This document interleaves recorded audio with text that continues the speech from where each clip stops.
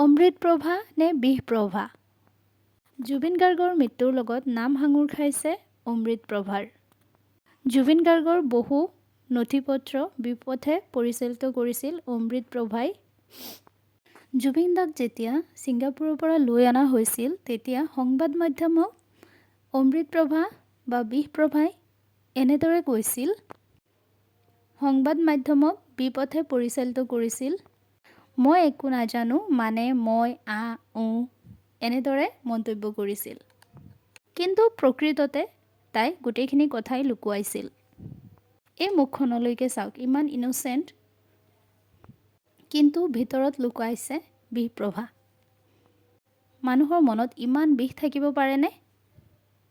তাই প্ৰথম দিনা সংবাদ মাধ্যমত যিবিলাক মন্তব্য কৰিছিল সেইবিলাক শুনিয়েই আমাৰ সন্দেহ হৈছিল তাইৰ ওপৰত। এইবিলাক মানে কি শব্দ? মানে তাই আগৰ পৰাই সকলো কথা জানিছিল কিন্তু লুকুৱাই আছিল। সংবাদ মাধ্যমক, চৰকাৰক আৰু জনতাক বিপথে পৰিচালিত কৰিছিল। অমৃতপ্ৰভাৰ বিৰুদ্ধে SITয়ে যিবিলাক তথ্য দিছে সেইবিলাক কথা আপোনালোকে শুনিলে আপোনাৰ চকু কঁপালত উঠিব। ছিংগাপুৰত জুবিন গাৰ্গৰ সৈতে একেলগে গৈছিল অমৃতপ্ৰভা আৰু ইয়টত একেলগে পাৰ্টি কৰিছিল প্ৰভাই। তাৰ পিছত যেতিয়া জুবিন গাৰ্গৰ মৃত্যু হয়, ইটোৰ পিছত সিটো মিছামাতি ভুল পথে পৰিচালিত কৰে। অৱশেষত সকলোবোৰ তদন্ত কৰি CIDয়ে উলিয়ালে আৰু অমৃতপ্ৰভা মানে বিষপ্ৰভাক জেললৈ লৈ গ'ল। তাইক এৰেষ্ট কৰিলে। বৰ্তমান তাই হাফলং কাৰাগাৰতেই আছে। তাইৰ কাৰণে জুবিন দাই কি নকৰিলে? তাইক গান গোৱাৰ সুযোগ দিলে। তাইৰ জুবিন দাৰ লগত গান গোৱাৰ সৌভাগ্য এটা আছিল। সেই ভাগ্যটো তাই অপব্যৱহাৰ কৰিলে। অমৃতপ্ৰভাই জুবিন গাৰ্গক বিশ্বাসঘাতকতা কৰিছিল। অমৃতপ্ৰভাৰ ক্ষেত্ৰত কি ধাৰা লগোৱা হৈছে?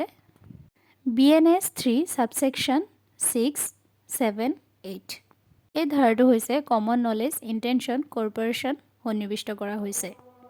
ইয়াৰ উপৰিও BNS 103 Subsection 1 সন্নিৱিষ্ট কৰা হৈছে। আৰু এই ধাৰাটো হ'ল মাৰ্ডাৰ। 238 evidence destruction. অৰ্থাৎ অমৃতপ্ৰভাৰ বিৰুদ্ধে নথি-পত্ৰ বিত্তীয় কেলেংকাৰীৰ অভিযোগ আছে। চাৰ্জশ্বিটত ইতিমধ্যে পোৱা গৈছে এইবিলাক তথ্য। গতিকে এইগৰাকী যুৱতী ইমানেই ভয়ানক